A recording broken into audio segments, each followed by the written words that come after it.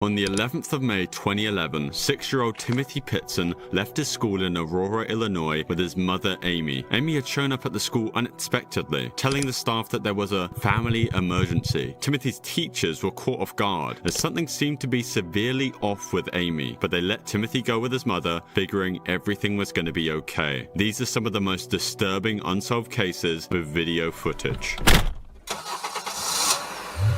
As they drove away from the school, Timothy was excited. He loved spending time with his mother, and they were heading out on what seemed like a special adventure. Amy took him to a zoo, then a water park. It felt like a mini holiday, and a chance to have some fun together, just the two of them. They checked into hotels along the way, and at each stop, Amy made sure they had fun. Still, to Timothy, it was probably just an exciting trip with his mum. But there were signs that things weren't as simple as they seemed. Amy wasn't just taking a break, she was avoiding contact with Timothy's dad and other family members. She would call them every now and again, always sounding upbeat, but she never let Timothy talk to anyone. She'd say, "He's fine, he's having fun," but never gave him the phone. When she called her husband, she told him not to worry and that they were fine, in a very cheerful tone. But still, the phone calls left the family uneasy. Why wouldn't she let Timothy speak? The two kept moving from place to place. They stayed in a couple different hotels, moving further and further away from home. Amy was seen on hotel security cameras, and people who saw them said that Timothy looked happy, completely unaware that anything was about to happen. At one point, Amy visited a hardware store where she bought a few items that didn't seem to fit with a road trip. She purchased small things like a notebook and a pen, things that just felt out of place. Amy seemed to be stalling, like she was trying to gain time, though no one knew for what. The choices she made only added to the mystery. Every call to her family sounded upbeat, yet the details made them anxious. Why did she seem so cheerful but refuse to explain what she was doing or let Timothy talk? Amy also checked into a hotel without Timothy for one night, a strange move that raised even more questions. Why would she go to a hotel by herself when Timothy was still with her? And where did she leave the 6-year-old? These unexplained decisions kept building up, leaving her family more worried with each passing day. When Amy made her last call to her mother-in-law, she sounded calm. She told her that everything was going smoothly and she shouldn't worry about anything. But this time, her mother-in-law pressed her, asking directly to speak with Timothy. Though once again, Amy refused. This time, her excuse was simple. He's busy playing. Her voice was light-hearted, but there was something strange about her tone, as if she was masking something deeper. On the 14th of May 2011, Amy checked into a motel in Rockford, Illinois. By then, she and Timothy had been on the road for 3 days. That evening, Amy was spotted on security cameras one last time, and she entered her room alone. Timothy was nowhere to be seen. The next day, motel staff found Amy dead in her room, as she had ended her own life. It was a devastating discovery, but the shock didn't end there. Next to Amy's body, police found a note she had written, a message that only deepened the mystery. In her handwriting, Amy explained that Timothy was safe, but added something haunting. "You will never find him." But there was something else in the note that left Timothy's family and investigators terrified. Amy also wrote, "Timothy is safe with people who will care for him." This message seemed to suggest that she had left Timothy with someone she trusted, someone who could take care of him. But who were these people? And did they even exist? The note left Timothy's family in disbelief. Amy had assured everyone that they were fine, but now she was gone and Timothy was nowhere to be found. As the police combed through her car, they discovered traces of blood on the seat.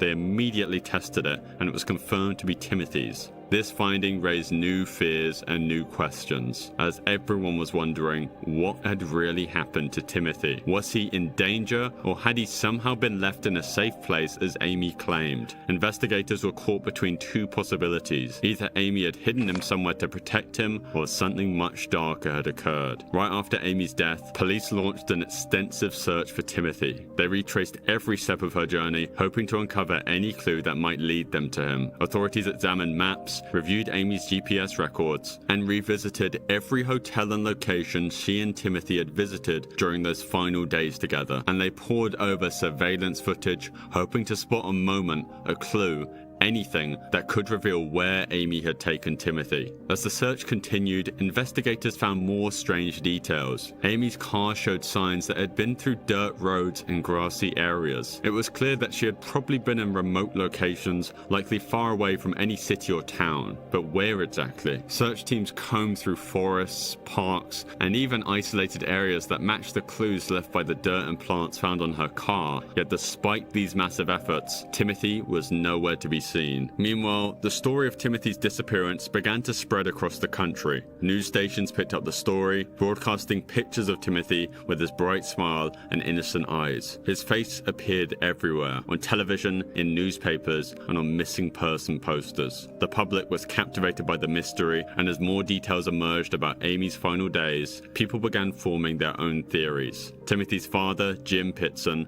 became the face of the family's heartbreak and hope. Appearing on news interviews, he spoke openly about the pain of losing Amy and the agony of not knowing where his son was, though he still believed, as Amy's note had said, that Timothy truly was safe somewhere. The general reaction to the case was mixed. Some people sympathized with Jim and clung on to the idea that Timothy was still alive, somewhere out there. They rallied for his return, joining search parties, volunteering, and spreading Timothy's story online. Others, however, began to question Amy's actions and whether her words in the note could be trusted. They speculated that her final message was meant to mislead, and some even believed that Timothy might never be found because he was no longer alive. Then, in 2019, 8 years after Timothy's disappearance, the case took a very unexpected twist. A young man appeared claiming to be Timothy Pitson, saying he had finally escaped his captors after years of being held against his will. For a brief moment, hope flooded back. Jim and his family were overwhelmed with emotion, believing that Timothy might be finally returning home. But that hope was crushed just as quickly as it appeared, as DNA tests revealed that the young man was not Timothy. He was in fact someone else entirely, a random, troubled person looking for a way out of their own life. Despite the disappointment, Timothy's case remains active. Law enforcement has refused to close it, and his family holds onto the hope that he's still out there. Timothy's disappearance has become one of America's most famous and confusing mysteries. Some still theorize that Amy may have had help, that maybe someone else was involved in Timothy's disappearance, which could help to explain the times that Amy was alone checking into the hotels. The idea is based partly on her note, where she mentioned Timothy being with people who would care for him, though to this day there's no evidence supporting this theory. But the idea that Timothy might still be out there, hidden with someone who knows the truth, keeps the mystery alive. You can't give up hope. As soon as you give up hope, then what should I do? What, declare him dead? He's probably in the middle of nowhere, being homeschooled, someplace, just away from the media and TVs and new technology. It was still dark in Midlothian, Texas on the morning of the 18th of April 2016. For 45-year-old Terry Missy Bevers, a fitness instructor and mother of 3, this was a normal time to be up and ready. She was dedicated to her fitness classes, regularly teaching early morning sessions. She had a class scheduled at Creekside Church of Christ that day, and she was known for showing up early to set everything up. Around 4:20 a.m., Missy entered the church, her headlights briefly illuminating the parking lot before going dark. With her workout equipment and supplies in hand, she made her way inside, likely unaware of the danger that awaited her. What she didn't know was that someone had already broken in. Hours before Missy arrived, Creekside Church had been empty, but by 3:50 a.m., a figure had appeared inside, roaming the halls in a way that would later raise unsettling questions. Security cameras captured the footage of this person, someone whose actions seemed more bizarre than purposeful. The intruder was dressed head to toe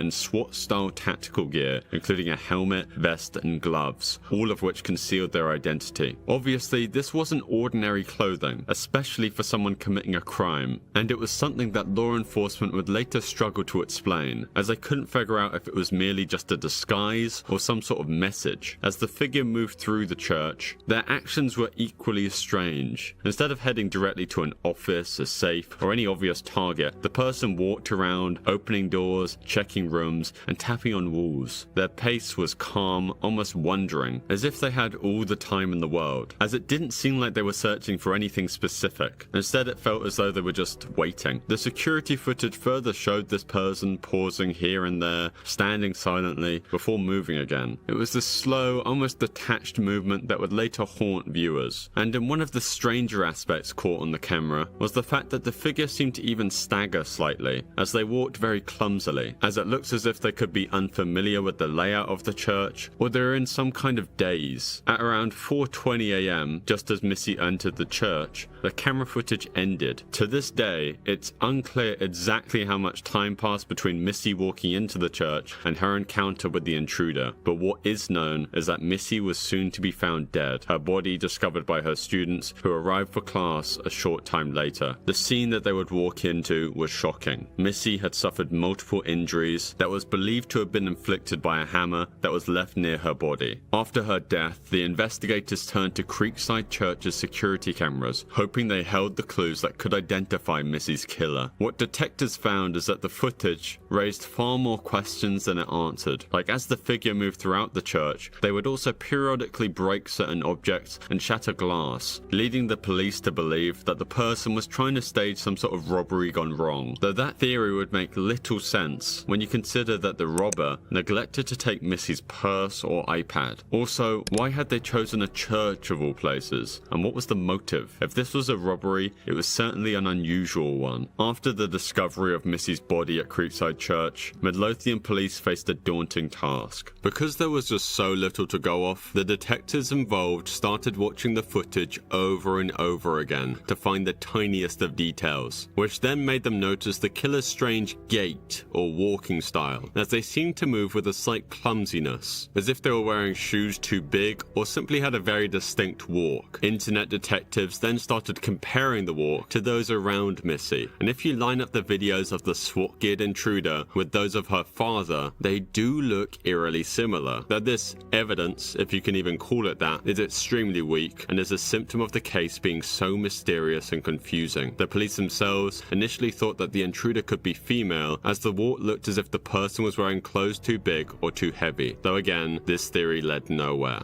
As detectives continued analysing the footage, they turned to Missy's family, friends and acquaintances, hoping to uncover any motive or clue that could point them towards a suspect. They asked about Missy's relationships, any recent conflicts and her schedule, searching for anything that might explain why someone would target her. Missy's husband, Brandon, her 3 children and her close friends all cooperated fully, sharing information about Missy's life and any challenges she might have been facing. According to her loved ones, Missy was well liked, devoted to her family, and passionate about her work as a fitness instructor. However, some friends mentioned that Missy had recently expressed concerns about strange social media messages she had received. These messages on LinkedIn reportedly came from an unknown male and were described as creepy and strange. The police would track down this person of interest, though it would ultimately turn out to be a dead end. Detectives documented everything they had learned, yet no single piece of information pointed directly towards a clear suspect. To this day, Terry Missy Bever's case has gone completely unsolved.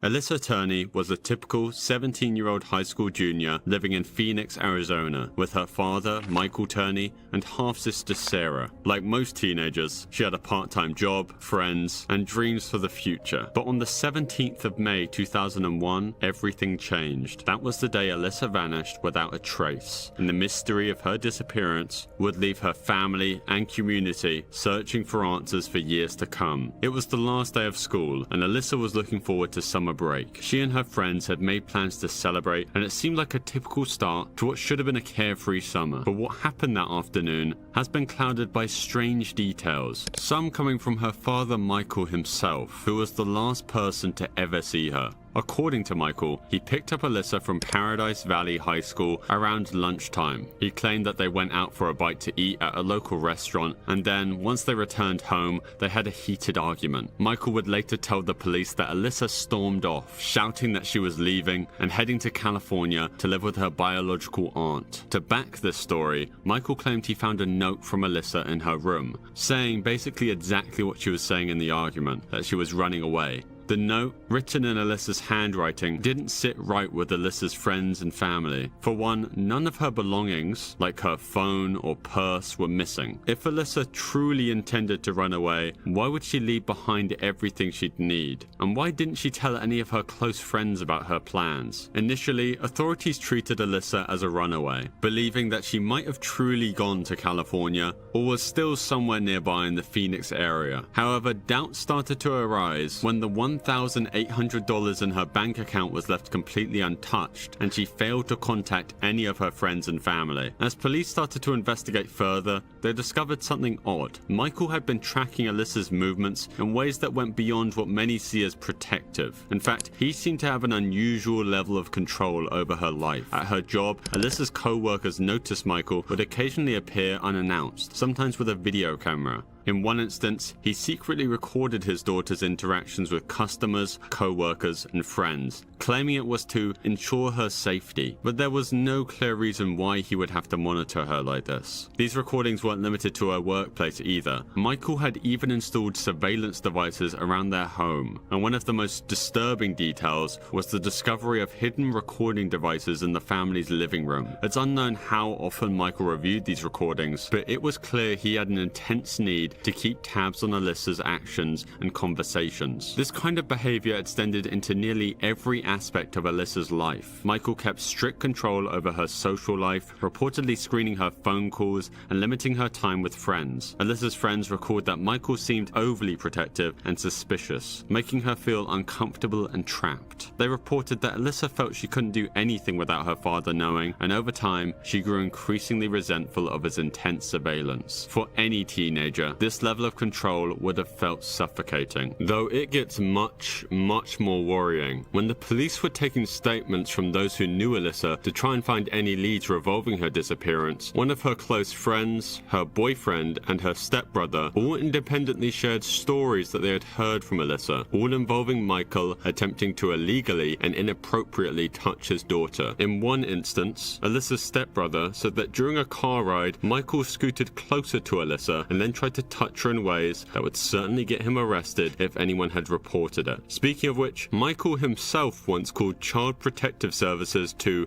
warn them that if Alyssa was to ever call them to accuse him of touching her strangely, that she's a liar, a very normal thing for a loving father to do. Then somehow the strangeness continues. Michael was fixated on a very particular incident involving Alyssa. He frequently brought up the claim that years prior, Alyssa had been assaulted by a teacher. Michael often told people he believed this incident deeply affected her, yet there was no concrete evidence of it ever happening. Interestingly, Michael's account of the incident would often shift, making it hard for investigators to verify. Alyssa's close friends noted that she had never mentioned this supposed assault, and many doubted it ever happened. Michael, however, used this story as a justification for his extreme protectiveness, insisting that he was simply trying to shield Alyssa from further harm. Then there was the matter of Alyssa's aunt. When the police followed up, they learned that Alyssa's aunt in California hadn't heard from her and wasn't expecting her to come. This detail obviously threw more doubt on Michael's story. If Alyssa had indeed intended to run away, why hadn't she contacted the aunt that she was supposedly going to stay with? To the police, Alyssa's disappearance started looking less like a runaway case and more like a mystery. But without clear evidence of any sort of crime taking place, the case stalled. One of the most unsettling details about Alyssa's case is that her disappearance was marked by a quiet inaction from Michael himself. Normally, parents of missing children are frantic, calling every friend and visiting every place they can think of to find their child. But Michael didn't seem to do any of that. Instead, he waited 5 days after Alyssa vanished to report her missing. For many, this delayed response obviously raised suspicion. When asked why he waited, Michael claimed that he thought Alyssa would return home once she had cooled off, insisting that she was just a rebellious teen who had run away in the heat of the moment. After years of frustration, doubt, and silence, one voice would rise above the uncertainty surrounding Alyssa Turney's disappearance: her younger sister, Sarah. Driven by a desire to know what really happened, Sarah Turney became the leading force behind Alyssa's case, refusing to let her sister's story fade. For years, she struggled to understand what had happened and to reconcile the loss of her sister with the vague and suspicious stories told by her stepdad, Michael. As Sarah grew older, her curiosity deepened, deepened. She began questioning the details surrounding Alissa's disappearance and eventually recognized the inconsistencies in the story that Michael had shared with her over the years. While police had long classified Alissa's case as a runaway situation, Sarah began to suspect that it was something far more sinister. At first, Sarah tried addressing her concerns within her family. She asked Michael directly about what had happened and pushed for answers. Michael insisted that Alissa had simply left, that she had run away and wanted nothing to do with them anymore. Yet Sarah couldn't shake the feeling that there was something more to the story, and that her stepdad might be hiding something crucial. Sarah also reached out to law enforcement, hoping they could reopen the case, but with no new evidence, and Alissa's status officially labeled as a runaway, the police weren't able to provide much assistance. Despite these roadblocks, Sarah continued her quest, refusing to accept that her sister's case would remain unsolved. Frustrated by the lack of progress, Sarah took matters into her own hands and turned to social media. She started sharing Alissa's story online, using every platform available to spread awareness and gain support. Over time, her posts began to capture attention, and Sarah's online presence grew. But it wasn't until she joined TikTok that her fight for justice truly gained momentum. On TikTok, Sarah adopted a very direct and honest approach. She very openly talked about her suspicions of Michael, as well as her struggle to keep the case alive. Sarah wasn't afraid in the slightest to speak out against her own stepdad, publicly declaring that she believed he was responsible for Alissa's disappearance. Her boldness was both risky and shocking, but it was effective on TikTok as viewers admired her courage to speak out, even when it meant accusing a family member. After years of uncertainty and years of advocacy from Sarah, the investigation into Alissa's disappearance took a significant turn. In August 2020, nearly 2 decades after Alissa was last seen, police arrested her stepfather, Michael Turney, charging him with second-degree murder. Investigators pieced together patterns of Michael's controlling behavior, leading to the decision to formally reopen the case and charge him. The second-degree murder charge against Michael Turney indicated that the authorities believed he had killed Alissa without premeditation. However, the lack of any direct physical evidence linking Michael to Alissa's disappearance posed a significant challenge for the prosecution. Despite these hurdles, Sarah and her supporters remained hopeful that the circumstantial evidence and Michael's own actions would lead to a conviction. In July 2023, Michael Turney's trial commenced. After 6 days of testimony, the defense filed a motion for an acquittal, arguing that the prosecution had not presented substantial evidence to support a conviction. The judge agreed, citing the absence of physical evidence proving Alissa's death or Michael's involvement, and acquitted Michael of all charges. He was released from custody on July 18, 2023. Following his release, Michael Turney took legal action against local officials. In January of 2024, he filed a lawsuit against the Phoenix Police Department, as Michael alleged he was mistreated during his time in custody, claiming he was denied adequate health care and meals, and asserted he was wrongfully imprisoned. As of today, the case of Alissa Turney has gone completely cold. If Alissa's out there, any message for her?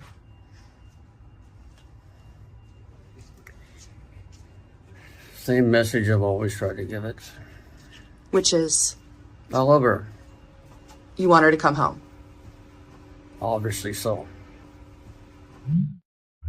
The holiday of a lifetime, a Caribbean cruise, warm beaches, and the endless blue of the open sea. Amy Lynn Bradley, a 23-year-old recent college graduate from Virginia, was thrilled about the trip. Traveling with her family, she boarded the Royal Caribbean cruise ship Rhapsody of the Seas on March 21st, 1998. Amy was excited, but also a little bit nervous. Friends and family said she wasn't exactly the cruise type. Amy was athletic, outgoing, and independent, but she had a fear of open water, which made the cruise ship a bit of a leap outside her comfort zone. The night of March 23rd should have been just like any other night on the cruise ship. The family enjoyed dinner, and Amy later went to a nightclub on the ship with her brother Brad. The siblings had a fun night, dancing and chatting with the other passengers, and in a video taken that night, Amy looked happy and carefree. Around 3:30 a.m., Brad left the club to go to bed, and Amy told him she'd be right behind him. This was the last confirmed sighting of Amy by her family. Early next morning, things took a shocking turn. Around 5:30 a.m., Amy's father, Ron Bradley, woke up in their shared cabin. He noticed that Amy wasn't in her bed, which immediately set off the alarms in his head. It was strange for Amy to be up that early, especially since they'd been out late the night before. Ron initially assumed she might have gone up to the deck to watch the sunrise, and he figured she'd be back soon. But as the minutes passed and Amy didn't return, Ron's concern grew. He searched around the ship looking for any sign of his daughter, as he checked the common areas, the decks, and even went to the ship's dining area, but there was no trace of Amy. Feeling increasingly desperate, he woke up the rest of the family. They searched for her together, hoping to find her asleep somewhere else or chatting with a friend, but Amy was nowhere to be found. By 6 a.m., the family reported Amy's disappearance to the ship's crew. At first, the crew didn't seem as worried as the Bradleys were. They suggested that maybe Amy had gone for a swim, fallen asleep somewhere, or even gone ashore on her own during an early port stop. However, Amy's family knew she wouldn't have just wandered off without telling them. They insisted that something was wrong and pushed for a more thorough search of the ship. The search of the Rhapsody of the Seas was extensive, but it wasn't fast. Crew members scanned every deck, every room, every public area for any sign of Amy. Still, nothing turned up. By midday, the captain made an official announcement alerting all passengers to Amy's disappearance and asking for any information. But despite everyone's efforts, it was as if she had just vanished into thin air. Amy's family then tried to convince the captain to stop the boat until Amy had been found, as if the worst case scenario had happened and she had been kidnapped. She could then be smuggled off the ship when they'd eventually reached the port. The captain ignored their pleas and continued to drive the boat, allowing everyone off the ship. For the Bradley family, the idea that Amy might have gone overboard was unbearable. She was a strong swimmer and wouldn't have been careless around the water. Plus, Amy had left behind her shoes and her identification in her cabin, which raised even more questions. Could she have met someone who persuaded her to leave her cabin, or had she encountered someone with darker intentions? Well, Amy's family, desperate for answers, recalled several strange interactions she had with crew members during the trip. A few days before she vanished, Amy mentioned feeling uncomfortable around some of the crew. According to her family, she felt watched. One particular crew member had approached her several times, showing an unusual amount of interest in her. He reportedly invited her to go dancing at the club off the ship, which she turned down. Then, her family noticed something very worrying. On board the ship, there was an area where photos of passengers were displayed, pictures taken by the ship's photographers available for families to view and buy. But something was wrong. All the photos featuring Amy had vanished. Her family couldn't help but wonder, had someone intentionally removed her pictures? If so, who would do such a thing and why? And as time passed, some people have claimed to have seen Amy, fueling the theories that she might still be alive. Several witnesses came forward saying that they had seen a woman matching Amy's description in the Caribbean. These sightings included accounts from a sailor and tourists who saw a woman resembling Amy with men who seemed to control her. In one case, a Canadian tourist reported seeing a woman in a brothel in Barbados. The woman allegedly begged for help, saying she was in fact Amy and was not allowed to leave. These sightings gave Amy's family hope, but all of them led to dead ends when followed up by authorities. No concrete evidence was found, and the woman in the sightings was never confirmed to be Amy. The descriptions were often vague, and some sightings happened in chaotic settings. Still, for the Bradleys, each new sighting brought a glimmer of hope, which is also connected to perhaps the most disturbing theory of all, being that Amy had been abducted and sold into human trafficking. The idea was bolstered years later when a chilling piece of evidence emerged as a photo of a woman resembling Amy was found on an adult website. The woman in the photo had a similar tattoo to Amy, and her appearance is undeniably similar considering that she would be several years older. Amy's parents saw the photo and were convinced it was her. They believed the image was proof that Amy was alive, trapped in a terrifying situation from which she couldn't escape. Investigators found evidence of human trafficking rings operating within the Caribbean, and a young woman like Amy, traveling alone at night on the ship, could have been a target. Her family began to suspect that if someone had lured her, they might have forced her off the ship in one of the island ports and into a dark underground network. Either way, until this day, Amy Lynn Bradley is still missing 26 years later.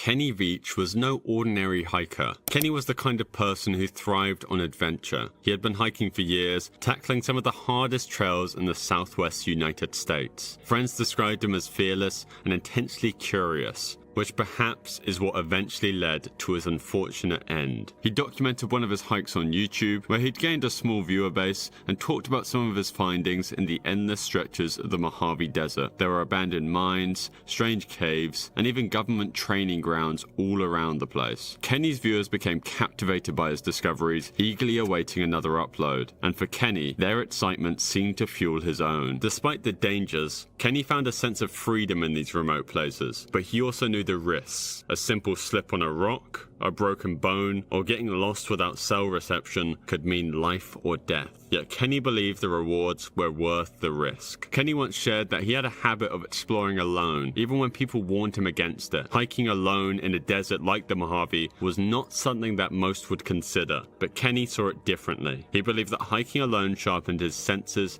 and it forced him to be more aware of his surroundings. Without the distractions of company, he could listen to the desert and focus on the details he might otherwise overlook. His viewers, and also he probably knew, that each time he went out there alone, he was taking a chance. But it was a chance he seemed willing to take again and again. But there was one discovery that would change everything. It wasn't just another rocky canyon or long abandoned mine, it was something different.